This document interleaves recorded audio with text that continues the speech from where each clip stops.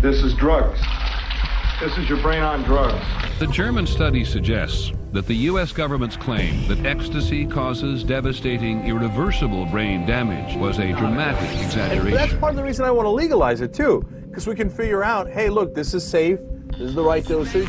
Now, there are people who think it's a bad idea. There are people who think smoking and drinking are bad ideas. Experts warn that just one dose could mess up your brain for life. Researchers at a Norwegian university have looked back at early medical trials of LSD and found evidence it could be used to treat alcoholism. Psilocybin decreases the amount of activity that's occurring, therefore decreasing activities associated with depression.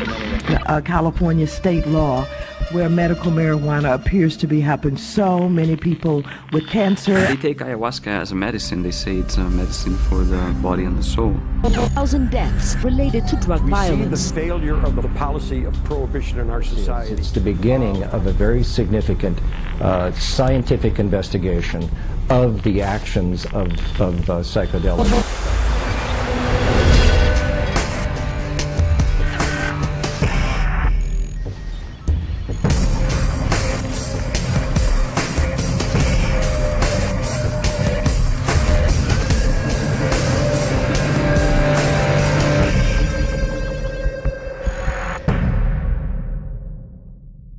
In the popular press, hallucinogens have been portrayed as a recreation, an escape, or a dangerous invitation for abuse.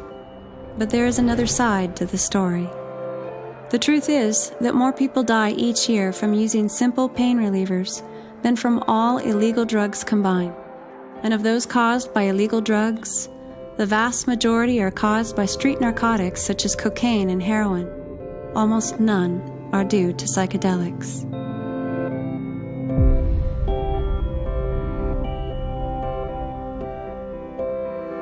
This is a glass of water. It contains 100 gamma of LSD-25, 1/10 of a milligram. Let us observe the effect some 3 hours later. I can see everything in color.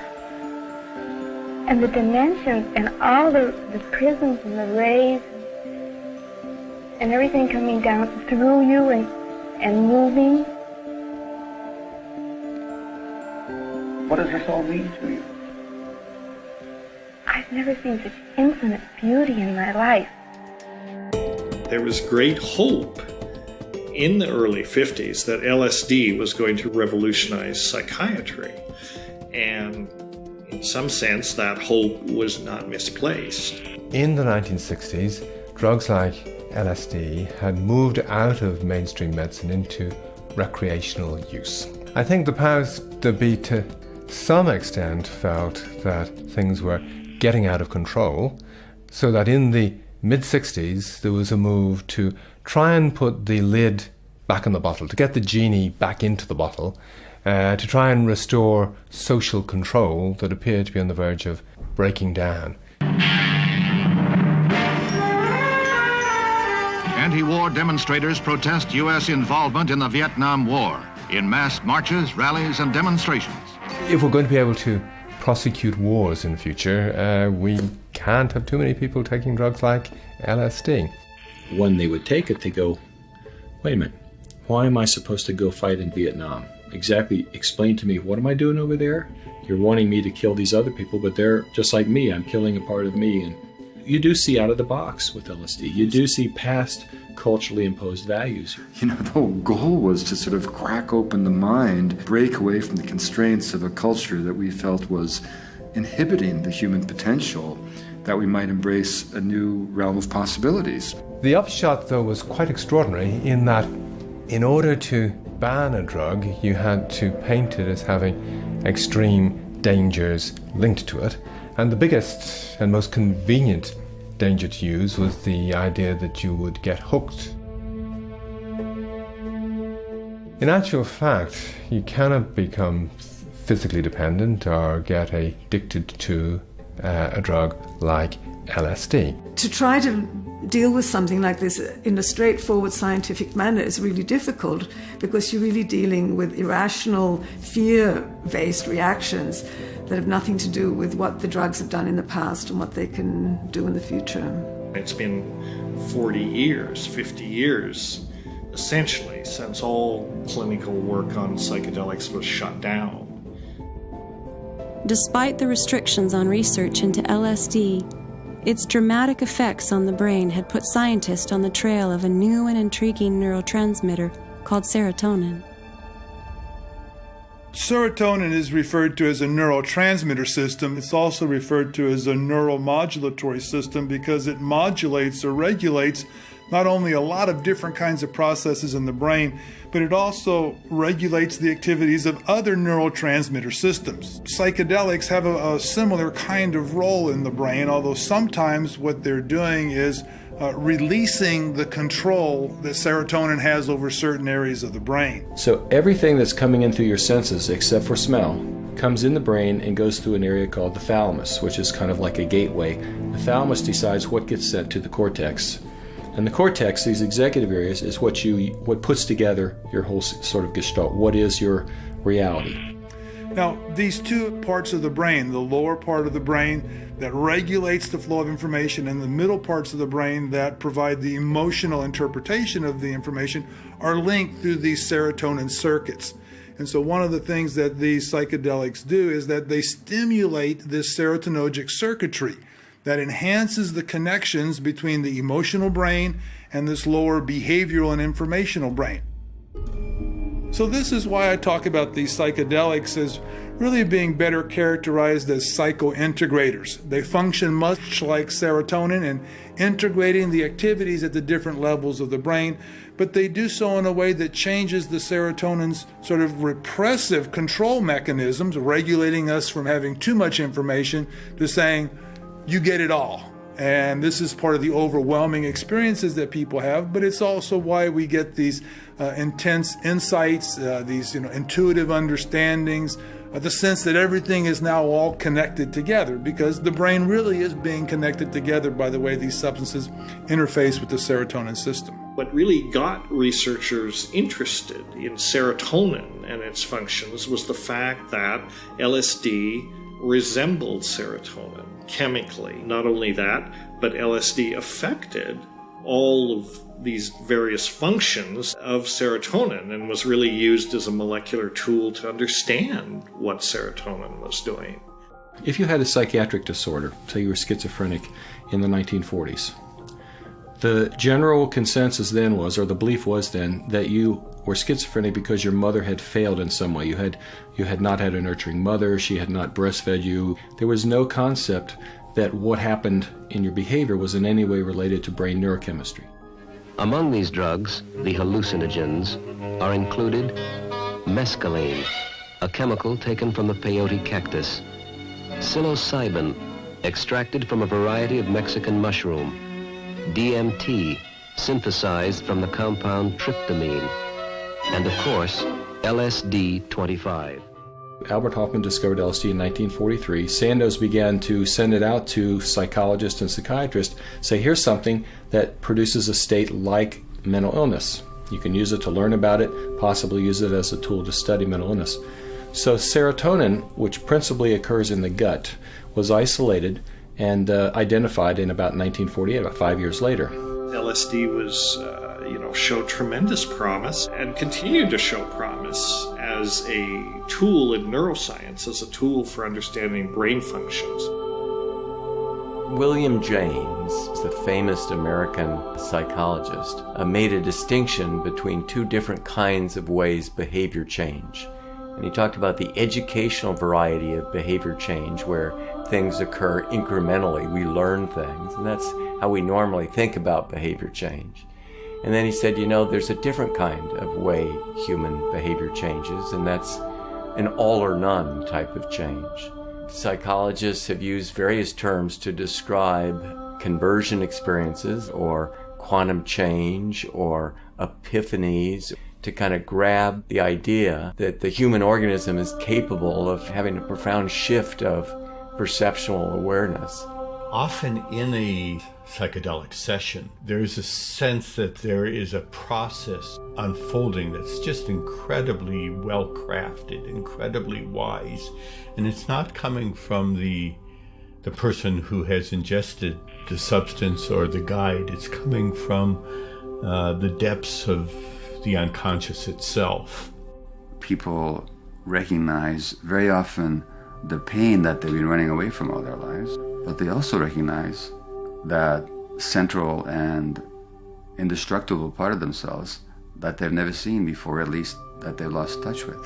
And ultimately, that entails feeling drawn into this transcendental, mystical realm of the self, beyond the individual historical life, and beyond that to the profound unitive states that the Hindu would call samadhi, or the Christian might call the beatific vision, a Sufi would call fana, the profound awareness at the very core of the mystery of what we are. I'm reminded of a slogan or two I saw some students carrying once. One said, all wars are civil wars because all men are brothers. Right. And another one said, there is no they. Right, exactly. And that's one of the components of the LSD experience, the understanding that there is no they, there's no other. It is all one.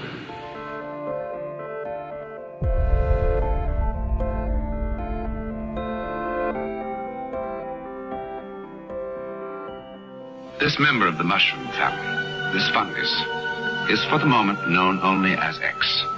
It was discovered barely weeks ago growing in a remote rainforest.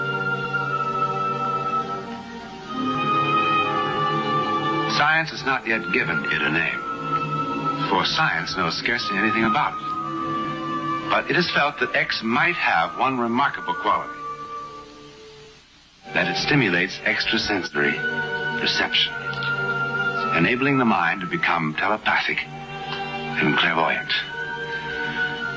Now that's a rather large claim. Is it true or false?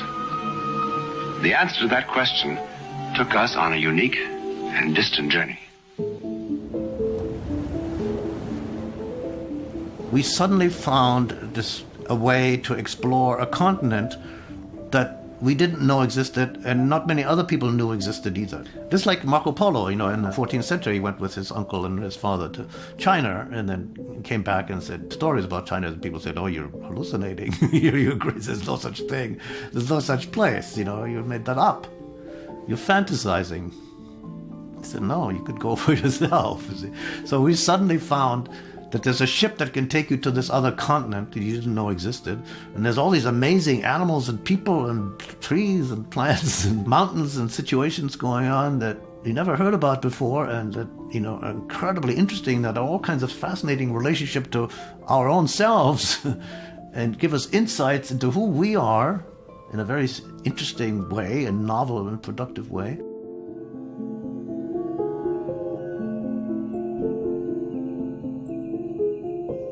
So we would take psilocybin and sit around in a group and talk to each other.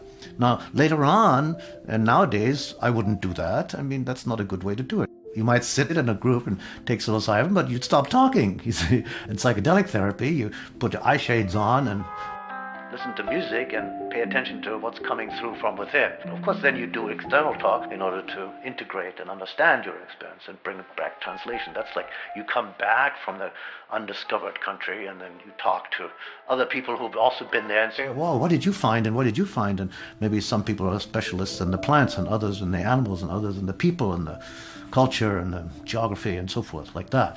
And so it's like an expedition. In the 60s, some people used mushrooms for the hallucinogenic effects. Well, now those same so-called magic mushrooms are being used to ease the pain and anxiety of cancer patients. I thought that the people that would come to us would be biased. They would have been children of the 60s, they would have done hallucinogens a lot in their youth, and they would have been like groovy hippies or ex-hippies that came to us. That has not been the case of the people we treated so far. Just sort of brave individuals who have enormous amount of distress associated with having cancer, who weren't biased in any way by these drugs. They just were looking to get out of the suffering they were in. When the individual is told that he or she has a limited life expectancy, it is very common to have a great deal of anxiety about the anticipated pain that might occur, and anxiety about the unknown. What does the passage to death signify? There's also often a great deal of apprehension about what will happen to significant others that will be left behind. I was very skeptical at first. I was very worried about taking people who were dying of cancer and who were already anxious and about making them more anxious. I spent a lot of time looking into the safety literature and speaking to the groups at Johns Hopkins and UCLA, and actually hearing some testimonies of former patients and even speaking to some former patients. And I became more and more reassured that this was safe and that if you screen patients properly, that this was potentially very beneficial. We saw a considerable indication that there was both a short-term and a sustained over time alleviation of anxiety. And here we're talking specifically about the anxiety, the existential anxiety associated with their limited life expectancy. A new report in the Proceedings of the National Academy of Sciences suggests that the key ingredient in magic mushrooms, psilocybin, may be the perfect aid for certain mental disorders. Early research has shown that psilocybin is helpful for terminally ill cancer patients dealing with anxiety and possibly people with severe forms of depression. The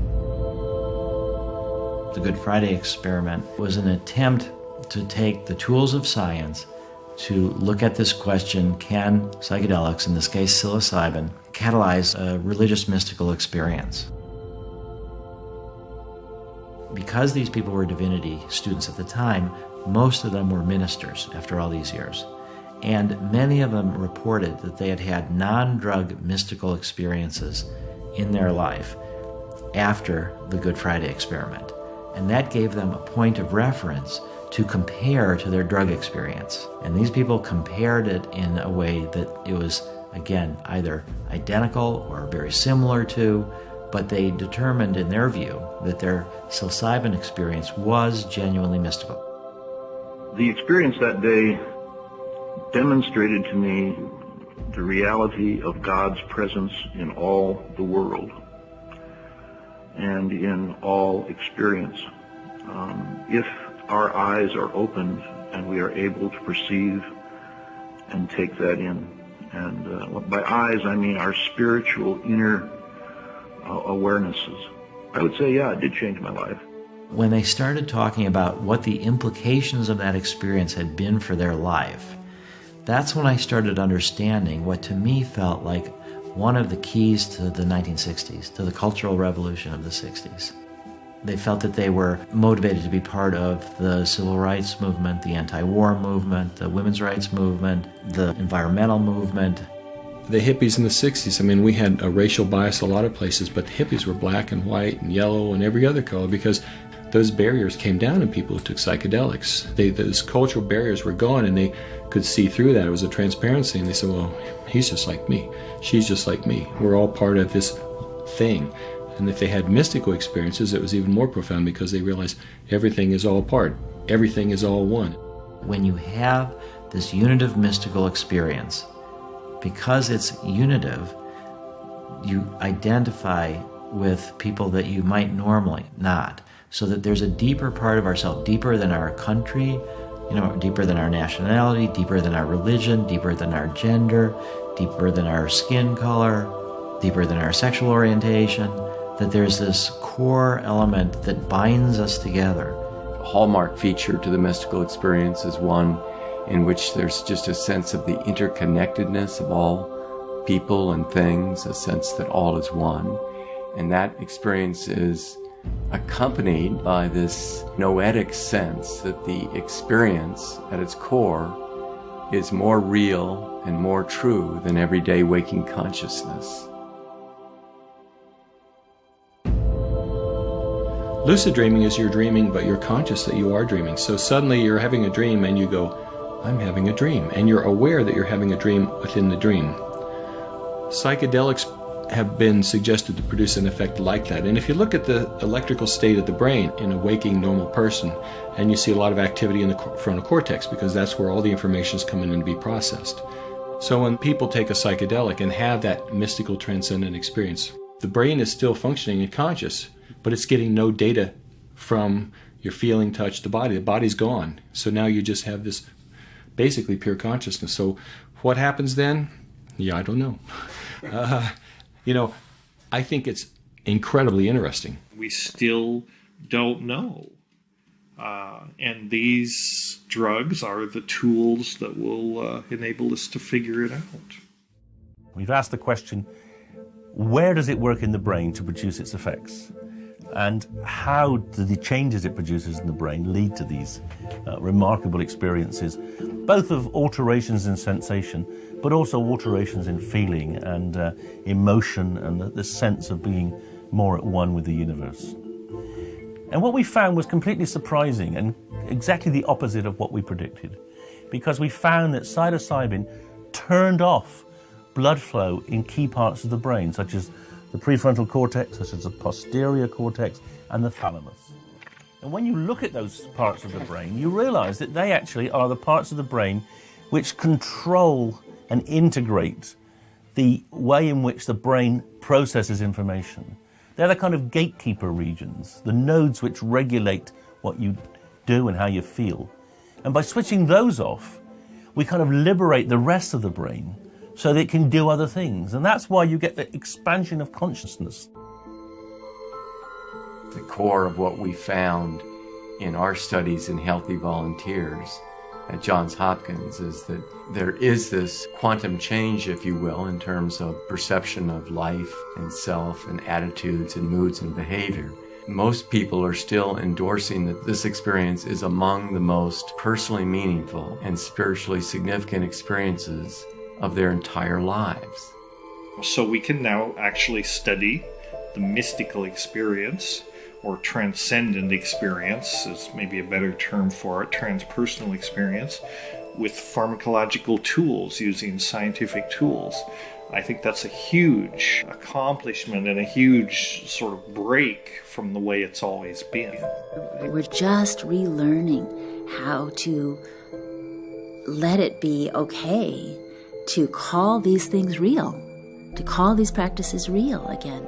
Seeing that these kinds of experiences can be occasioned and that they're producing reports of long-lasting attributions of personal meaning and spiritual significance really got my attention. I was diagnosed to have terminal cancer a few months ago, and naturally there's a lot of fear and anger and pain, emotional pain that surrounds something like that. It has allowed me to open up and have communication with my family that I have never been able to have before. This morning, the Drug Enforcement Administration is announcing its intention to place the drug known as MDMA, or by the street name ecstasy, under emergency controls in Schedule 1. There were trials where a DEA administrative law judge heard hours and hours of testimony and made the decision that Schedule 3 made the most sense. It would be a prescription medicine and there would be a lot of restrictions on it, but it would be much, much easier to do clinical research with it.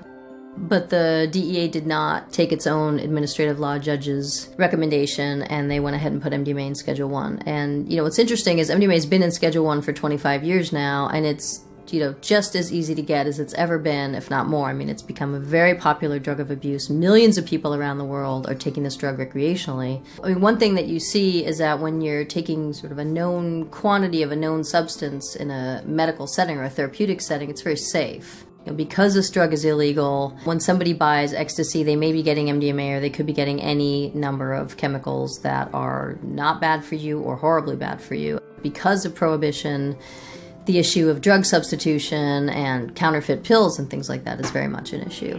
That's one of the problems with the way drugs are approached in this society. Kids don't learn about using these things in a safe and wise way. When MDMA first came into public awareness, the government officials were calling it another hallucinogenic amphetamine. And I knew a lot about what the structures of hallucinogenic amphetamines look like. And I thought, it doesn't make sense that that's a hallucinogen. My laboratory actually published the first biochemical work on MDMA in 1982, before anyone even called it ecstasy or knew what it was. We showed that it released serotonin. Amphetamines themselves, amphetamine or methamphetamine, release principally a dopamine, a transmitter called dopamine, and also norepinephrine, but also release a certain amount of serotonin. MDMA has mostly its effect on serotonin. It releases serotonin, but also releases norepinephrine and also releases dopamine. So in some respects, it's working like methamphetamine, but the profile is somewhat reversed. MDMA is not a hallucinogen. It really is unique in psychiatry. There's no other drug like it. Because it is this massive serotonin agonist, it basically floods the synapse or floods the brain with serotonin. It's almost like an immediate acting antidepressant or an immediate acting anti-anxiety medicine. They're called anxiolytics. Something that decreases anxiety is an anxiolytic. And in psychiatry, all the anxiolytics are sedating. So there is no immediate acting, non-sedating anxiolytic in psychiatry. But MDMA is an immediate acting, non-sedating anxiolytic. 30, 45 minutes after somebody takes MDMA, most people become very relaxed and happy and content. They're also awake, alert, completely conscious, cognizant of everything that's going on. They have enhanced memory for the experience, and there's also enhanced memory for early repressed traumas. So it's particularly well suited to psychotherapy, to being a catalyst for psychotherapy. We see it right now for post-traumatic stress disorder, for veterans coming back from Afghanistan and Iraq. There's a great need for treatments that the current medications, the current psychotherapies, only work partially and only work in certain subjects. So the need is growing for the psychedelic medicines. One of the problems with treating PTSD is that people either have too much anxiety or too much emotional numbing in order to be able to revisit the trauma in a therapeutic way. And what MDMA seems to do is to allow people to face their fears without being overwhelmed, but yet have an emotional connection. We just recently completed what's called a phase 2 clinical trial of MDMA-assisted therapy, psychotherapy for treatment-resistant post-traumatic stress disorder. We would encourage them to spend a good bit of the time focusing inward without talking. And we had headphones with a program of music and eye shades. We had an agreement with everyone that if nothing about their trauma came up, then we could bring it up, but we never had to do that. It always came up spontaneously, but not necessarily right away. We encourage people to be open to the idea that kind of their own inner healing intelligence would bring whatever experience needed to come. It seems that MDMA helps people stay in that what's called an optimal arousal zone. So one other unique thing about MDMA is that it induces, in most people, sort of a heart opening and a sense of connectedness and empathy with other people. That may be because it enhances oxytocin release in the brain, a hormone that is involved with bonding. So I suppose in a world where more people were undergoing MDMA-assisted psychotherapy, you would have more people who were happy and relaxed and more trusting of other people and more caring and more empathic. My take on it in general is that it somehow allows access to an experience that is a kind of fundamental, inherent capacity that people have. People seem to have more empathy for others and for themselves. It seems as if it removes the obstacles to accessing that sense of empathy. In the old time, you could go for 10 years for meditation, and then once, if you were lucky on the way, you would realize, that's what Jesus or Buddha meant. Now you can do it in 6 hours in ecstasy. It will not keep, but you get the insight. And if then you are serious, you can start to work with that insight. But first, the door has to open. It would not be the best use of it if people get the idea that the only way you can feel better is to take the drug again. I think that gets into a pattern that's not useful. Psychedelic is a beautiful help to open the door as long as you are ready to accept. It is not the solution. It's an interesting compound, and we need to know more about it. We need to understand the risks and benefits. And the only way you're really going to understand it is to do clinical research.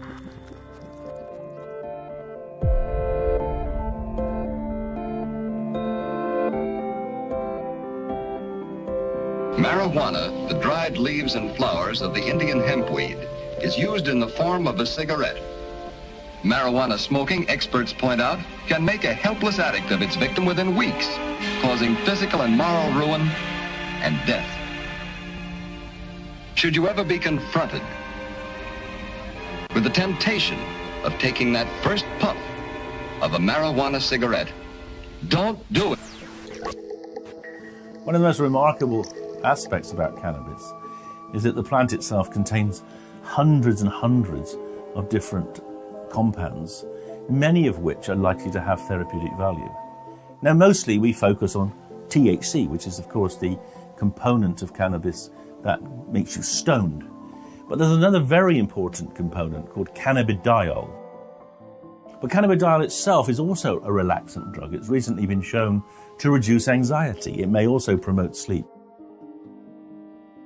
Early man began to use psychoactive potions. In the cave paintings, you can see the signs of an altered state of consciousness.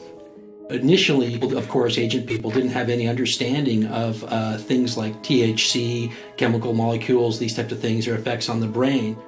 And the effects of plants like cannabis, opium, coca, mushrooms, cacti were all generally seen as magical effects that came to them through the gods. So cannabis has a very broad range of actions, and it's been around for 4,000 years, so it's not surprising that its utility has been widely experienced and widely tested.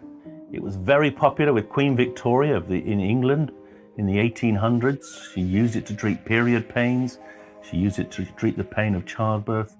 And in fact, it was a legal medicine in Britain until 1971. And then when young people started using it, it was banned. I certainly think we have made mistakes in penalizing people for medicinal use. We saw some cases that were absolutely ludicrous, people raising it for those purposes, who've been directed to use it. So I think we should open up this whole can of worms. And I would hope that the Justice Department could work with this committee and work with members of Congress and other advocates as to how better to assess the use of marijuana. Can they come up with even one positive thing as a result of prohibition of marijuana? And if they start saying, oh, it's to keep the drugs away from our children, they're wrong. It's easier for our young people to get marijuana than alcohol. If they're going to say, well, we're going to reduce violence, we're going to perpetuate the rule of law, they're wrong. It's doing the absolute opposite. 60% of all of the drug cartels' profits in Mexico come from the sale of marijuana, with all of the drug-related violence that goes down there. It isn't the drugs that are causing the harm, it's the drug money. The federal government officials say this all the time. There's no study showing that marijuana is an effective medicine, and you know something? They're right. However, it's beyond hypocrisy for them because it's the federal government that controls the marijuana, and numbers of reputable groups, the Centers for Disease Control, the University of California, and others have requested to conduct the studies, and they've been deprived of that authorization. So there's no research because the government hasn't allowed the research? The government affirmatively does not allow this research to take place, and then they sanctimoniously say, well, there's no research that shows it. It's beyond hypocrisy. I view it as chutzpah.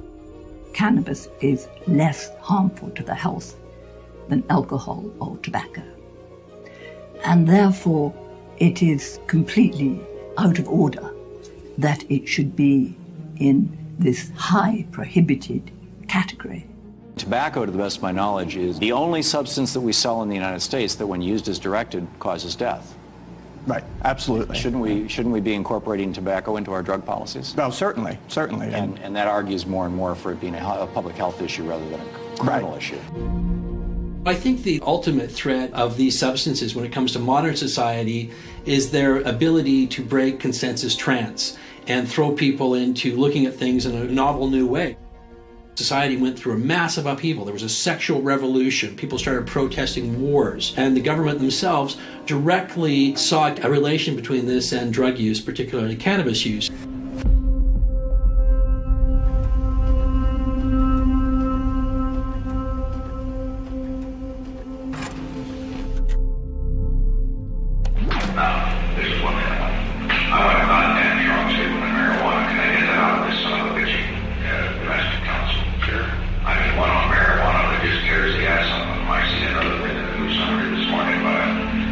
That's the funny thing. Every one of the bastards that are out for legalizing marijuana is Jewish. Jews about what is the matter with them. I suppose because most of them are psychiatrists, you understand. All the great psychiatrists are Jewish. By God, we are going to get the marijuana thing. And I want to get it right and square and put someone on my way, put more on that, or somebody else can do that. Yep. I want to get it against legalizing and all that sort of thing. We must wage what I have called total war against public enemy number one in the United States, the problem of dangerous drugs. Drugs are menacing our society. They're threatening our values and undercutting our institutions. Ronald Reagan, for instance, and his son Ronald Reagan Jr. in an interview when questioned about his mother Nancy's Just Say No campaign and his father's support for the war on drugs, said in relation to marijuana, it's not marijuana, the mildly mind-altering substance. It's marijuana, the antithesis of the state. At the time, I had no reason to believe that there was anything sinister going on. This estate looks like a nice place to raise a family, but this seemingly safe suburb was hiding a dangerous secret. Police finding 5 cannabis grow houses on 2 neighbouring streets. I'm a bit scared. Chelsea and her family live in the area, but are now moving out solely because of the drug raid. I've got rental agreements. I'm going to find another place to live. Yeah, cannabis has had a rough time over the last century or so. And one of the real problems I think we have now is that medicinal cannabis is only available in some countries, still not available in the United Kingdom, and that's a serious loss and it's a detriment to many of our patients. We've done research on the different constituents in cannabis. THC, which gets you high, CBD, which is an amazing compound which is antipsychotic, anti-anxiolytic, anti-diabetic. It's a very good compound. It's been grown out of the crop because the crop has been modified and grown so that it has as high THC as possible. It's a tragedy that our youth can only get that type of cannabis, more or less. There's a lot to be learned about that, and I think it can be a real problem for kids using it in a way that doesn't have that kind of set and setting. There's a lot of learned knowledge which can more easily be passed on in a regulated system.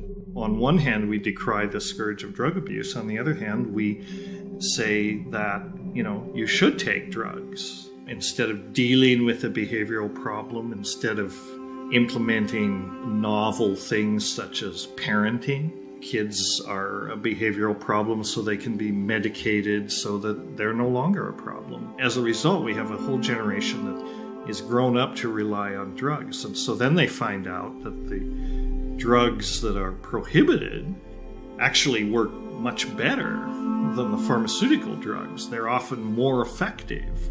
And so they can see no reason not to use those substances. While autism is not a qualifying medical condition like cancer or severe pain, in Alex's case, the seizures are. His parents give him a liquid form of the drug, and after a few months of treatment, the Eccles say they saw a dramatic improvement. He went from hitting himself, blooding his face. Within an hour, hour and a half, he would be playing with toys, using his hands, something that at that time was almost unheard of. They're not advocating the use of medical marijuana for all autistic children, but they say walk a mile in their shoes, and the treatment might not seem so extreme. Seniors are the fastest growing group taking up pot. A warning, this report does contain drug references. I don't believe in drugs, but then I've also never been someone who suffered from pain. Marijuana kept me alive. I've talked to so many people, elders, who said, I never thought I would do anything illegal in my entire life. I'm a little old lady who's followed every rule I've ever heard of. But when my husband was suffering from chemotherapy, I found myself hunting for marijuana. And I had to go across that line to find it. It made me realize that not all the rules are here to protect us. And that sometimes we have to look beyond those boundaries to find what we're actually entitled to have. And CNN's chief medical correspondent, Dr. Sanjay Gupta, joins me now. Sanjay, welcome to you. Thank you. Thanks for having me. So, come on, you've been looking at this for a year, and I want to remind you that in 2009, you wrote a Time magazine article entitled Why I Would Vote No on Pot. You've changed your mind. If you look at all the papers that are written in the United States about marijuana, the vast majority of them are about the harm. That we fund studies on harm, we don't fund studies on benefit nearly as much. So it gives a distorted picture. But you know, I didn't look far enough, I didn't look deep enough, I didn't look at labs in other countries that are doing some incredible research, I didn't listen to the chorus of patients who said, not only does marijuana work for me, it's the only thing that works for me. I took the DEA at their word when they said it's a Schedule I substance and has no medical applications. There was no scientific basis for them to say that. The science is there. This isn't anecdotal. This isn't in the realm of conjecture anymore. I mean, for a long time, we've just ignored these papers, but this was a drug, you know, that was used for thousands of years.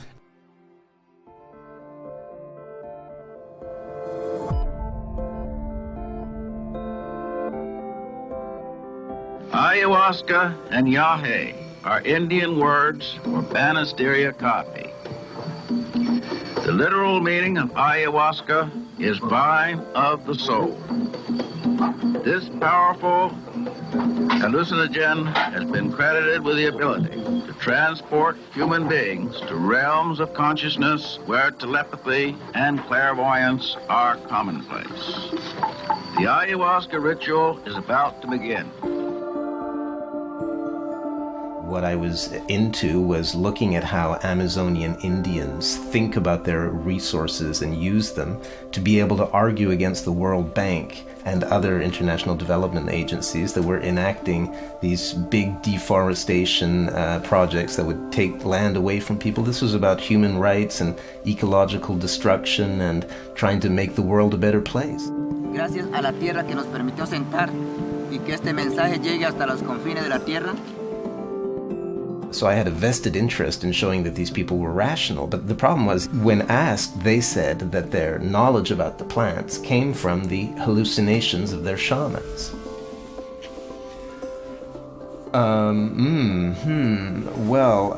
After circling around this question of the origin of their knowledge, finally one guy said, "Brother Jeremy, if you want to know the answer to that question, you have to drink ayahuasca."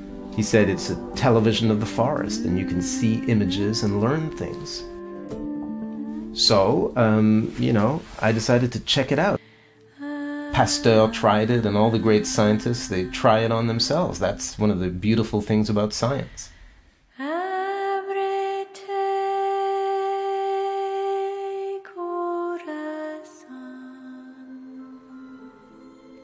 It's not such a radical proposition to see plants as being teachers. In fact, it's only the alienation of Western science from our roots that creates that apparent split. I mean, for thousands of years around the world, medicine was based on plants. These psychoactive chemicals, in some way, are a co-evolutionary mechanism, a way that, and here's where we get away from science and into speculation, but a co-evolutionary mechanism by which the community of species, or at least the community of sentient species, has evolved to talk to this primate, if you want to put it that way, a way to share the gnosis, to share the knowledge. A famous botanist once said, plants have substituted biosynthesis for behavior. Animals interact with their environment and deal with their environment primarily through behavior. The flight or fight reaction, all of this stuff. We move around. If we're threatened, we get up and run away. Plants can't do that. They're stuck in one place. So they mediate their relationships with the environment through chemistry. That's why they're such great chemists. And if you are an animist, a person who sees the spirit of plants at work with agency, meaning the ability to choose to interact with another species, suddenly the whole relationship becomes much more complicated, because now they can be used as an agent essentially to form a symbiosis with this hypertrophy-brained primate. And so suddenly the whole evolutionary relationship, the co-evolutionary equation has changed. The plant has an incentive to form a relationship with human beings. I think it's very significant that we talk about the shaman's experiences as an out-of-body experience.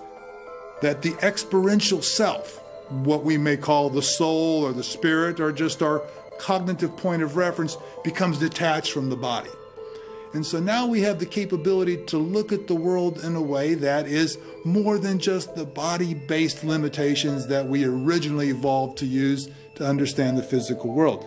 There is a sense in which, in your mind, you rise above yourself or outside of yourself, and you see films about yourself. Once you drink, you see, and once you see, then you can't unsee. Just like they say, you can take this stuff and it shows you these spectacular images that teach you things. There's a wisdom in the psyche that becomes more and more apparent of just what a particular person most needs to experience in order to mature psychologically and spiritually. It is often like, that is just what I needed to know, perhaps not what I wanted to know, but just what I needed to know at that moment. Nuestra identidad como nativos es que somos hijos de plantas sagradas que venimos trabajando en favor de la humanidad, de que todos somos uno.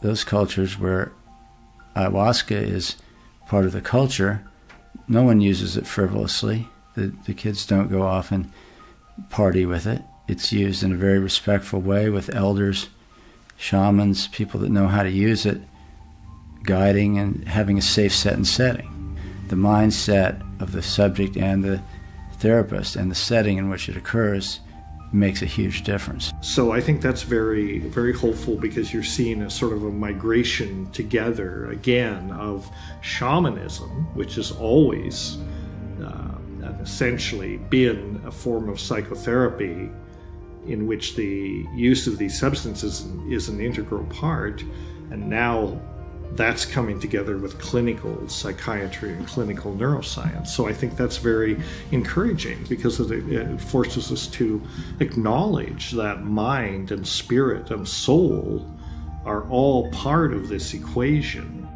It's true that ayahuasca has become surprisingly popular in the Western world. What's surprising about it is it's not necessarily an enjoyable experience. It's a purge. It can make you vomit and so on. I mean, it's not exactly a party drug. I must say, you wouldn't drink ayahuasca out of ceremony. It's not anything that you do lightly, and you want to be doing it with people who have been there before, who are helping you, and who know what they're doing. But I remember after one of these sessions kind of innocently saying to the men who I'd been up all night with, I said, my God, this stuff is really incredible. I mean, it just seems just, it's terrifying. I mean, some of the visions just, and don't you guys get scared? And they just said, yeah, it scares the heck out of us. The idea is sort of ripped through the placenta of ordinary consciousness to achieve some kind of illumination. But nobody said the journey was supposed to be pleasant. It's nothing I particularly either look forward to or enjoy very much when it happens. But after it happens, there's a kind of clarity and a lightness that's powerful, because what's being purged actually is psychic contents that you've been holding on to. You're purging anger, you're purging pain, you're purging some false story about the self. What faster way, if you're a Westerner, to sort of find an antidote to shopping, materialism, and lack of meaning by having this experience? What we have witnessed here is the survival of a tradition almost as old as man himself.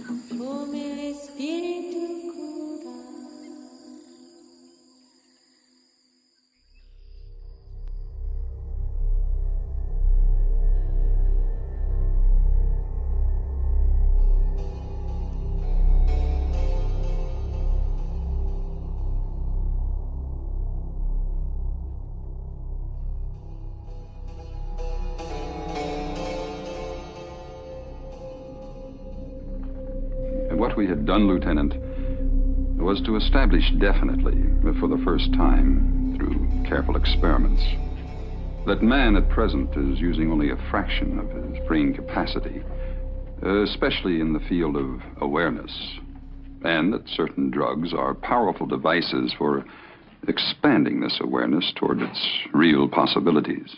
Brother and sister, together we'll make it through. Oh, yeah. Someday a spirit will take you and guide you there. And I'll be there just helping you out whenever I can. Everybody's free. Everybody's free. Oh, yeah. Oh, to feel good. The successfully marketed serotonin antidepressants which came into consumer use in the 1980s were sold as mechanical fix-its.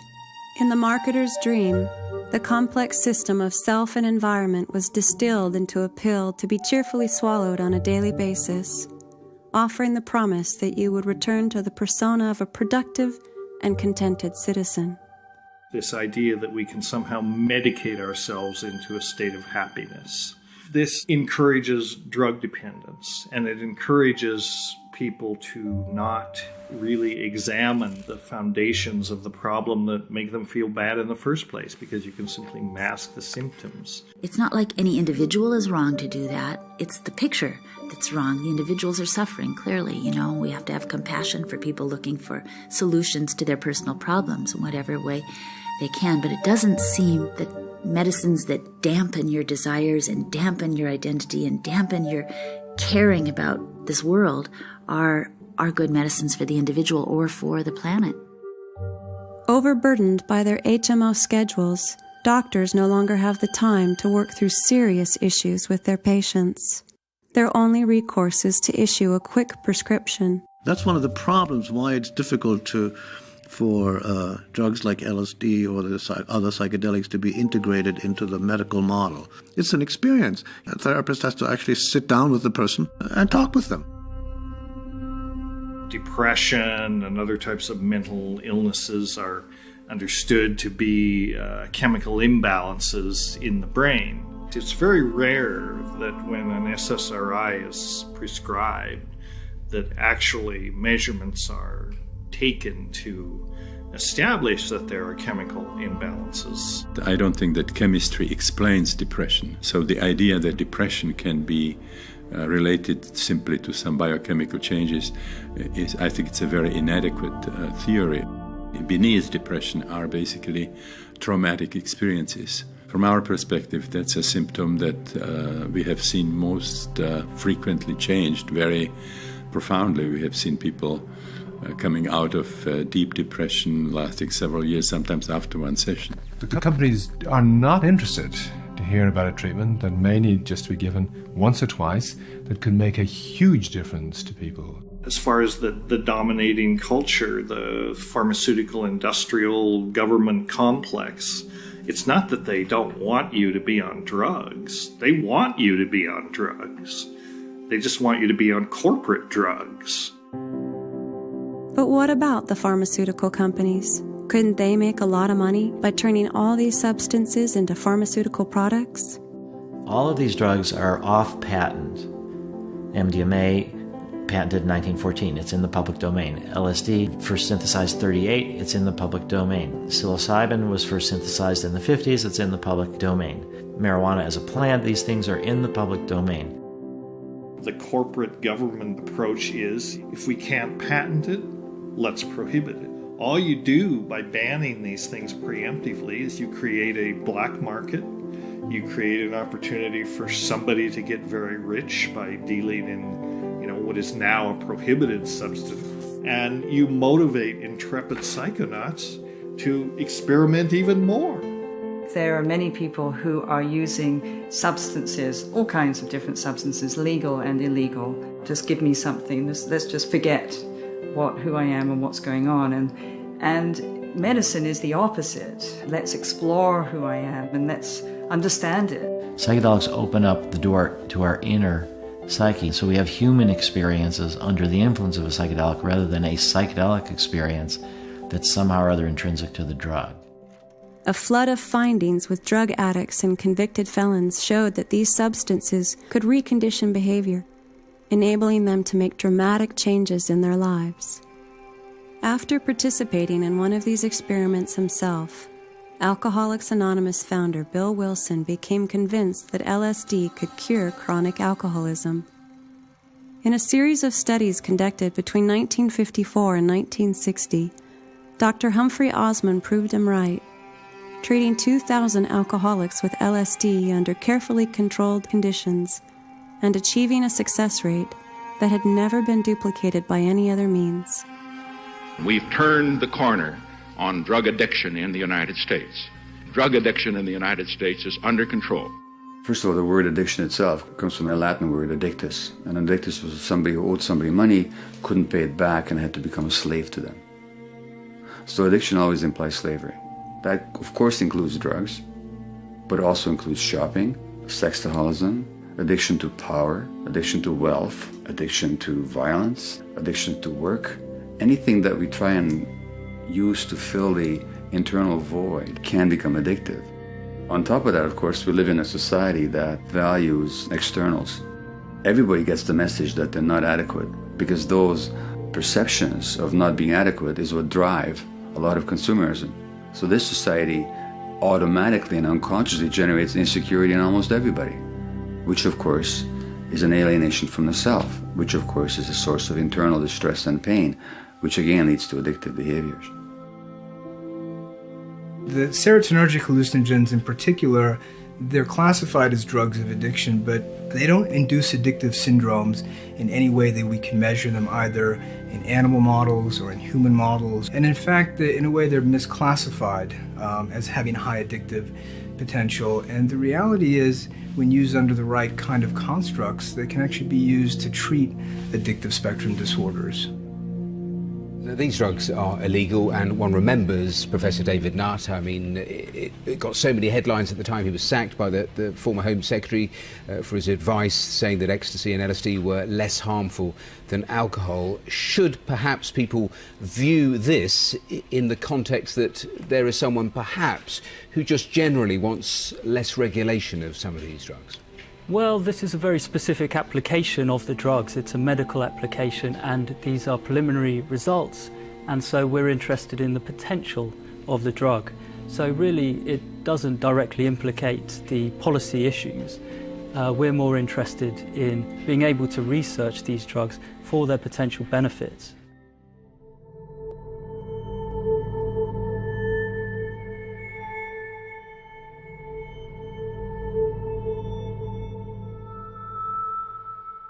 No theory of neuroscience, no theory of the brain and how the brain is related to consciousness will ever be complete if it doesn't take these phenomena into account. I went to London a couple of years ago where there were some psychiatrists really trying to open up, just even looking at what the old research with LSD has shown, what the old and current research on MDMA has shown, and they're just trying at that level. No one's doing any research, they're just trying to reintroduce the fact that these drugs were used, had great therapeutic results, and for some reason the whole thing was shut down and squashed.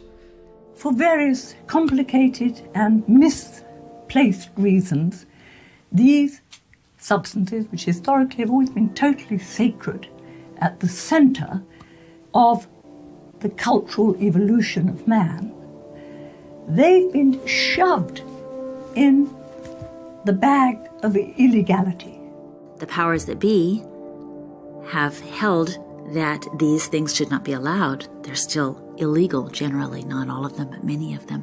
They're held outside, not in other countries necessarily, not in every country. The countries where their traditions know that part of their innate character of their people and their relationship to the land comes through these medicines.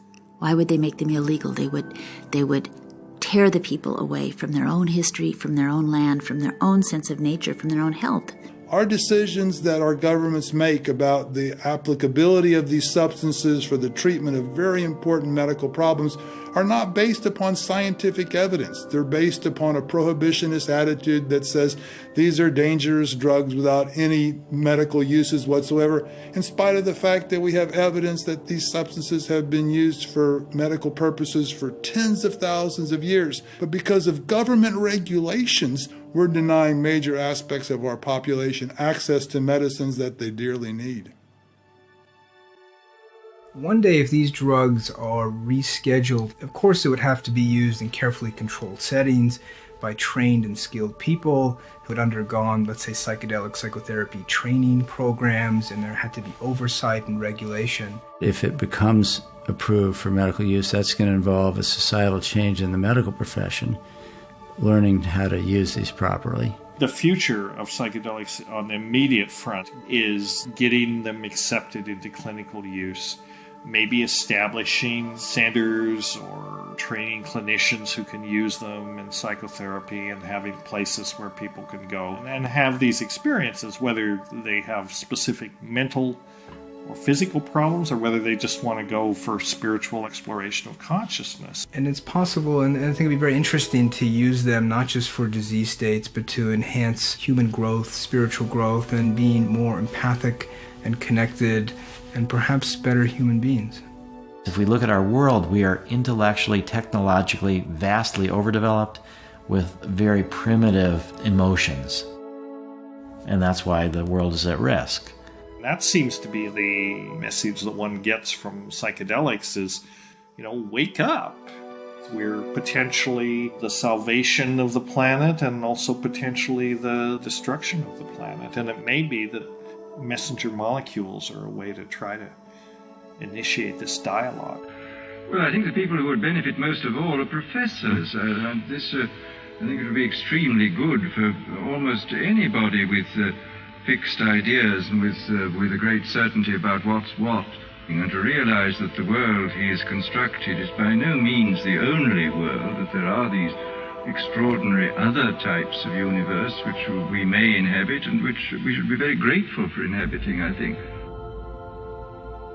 Psychedelics, they help people become aware of the multidimensional nature of the universe and of themselves. We're talking about transformation at every level: physical, emotional, mental, spiritual. This rediscovery of the scientific study of psychedelics is opening the door to the study of many aspects of spirit. And I think science will be much richer for it. In order to use these medicines, you have to be rebel enough against a taboo to look at the taboo. And the whole nature of a taboo is that it's an area of culture where we're told, don't look there, it's not good to even look there. We have no real clear idea of all the different people that have been influenced by psychedelics. Kary Mullis, who invented polymerase chain reaction, for which he won the Nobel Prize. Steve Jobs has written in his autobiography about how LSD was one of the most important experiences of his life. Psychedelics have catalyzed in many people a creative process that has led them to make major, profound discoveries that have changed the face of the world. There always seems to be one ingredient in the recipe of social change that our generation has tried to expunge from the record, and that's the fact that millions of us lay prostrate before the gates of awe, having taken some psychedelic substance. The critics would always say, don't take these drugs because they're going to change your life forever. What they didn't understand is that was the entire point. I think it's unwise to be so scared of the possible risks of these drugs, which there are possible risks. There's risks in anything. I mean, there's risks in driving a car, there's risks in crossing a street. But to be so scared of them as to make them illegal and accessible to anyone and not even want to research them or not even want to think about them, why would we do that? Are we so sure that we can solve all the problems that confront us that we want to throw away a possible tool that can expand consciousness, that could possibly, give us some more insights and some more possibilities of how to resolve the difficulties that we're facing? I think not. We had this conflict in the 60s when psychedelics went wrong. What I think is even deeper is when psychedelics go right, not only would these drugs have the potential to be useful in psychotherapy, They had the potential to be useful in the evolution of the human species, and that they could make a major contribution to the survival of the planet.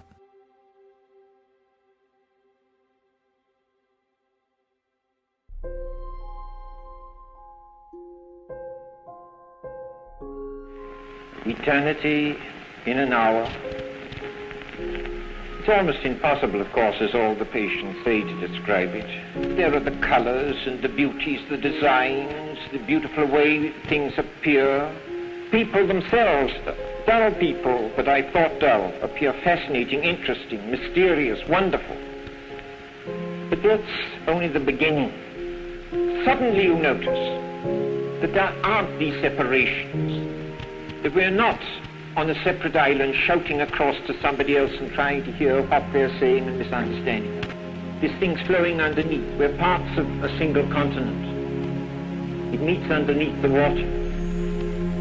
And with that goes such delight, the sober certainty of waking bliss.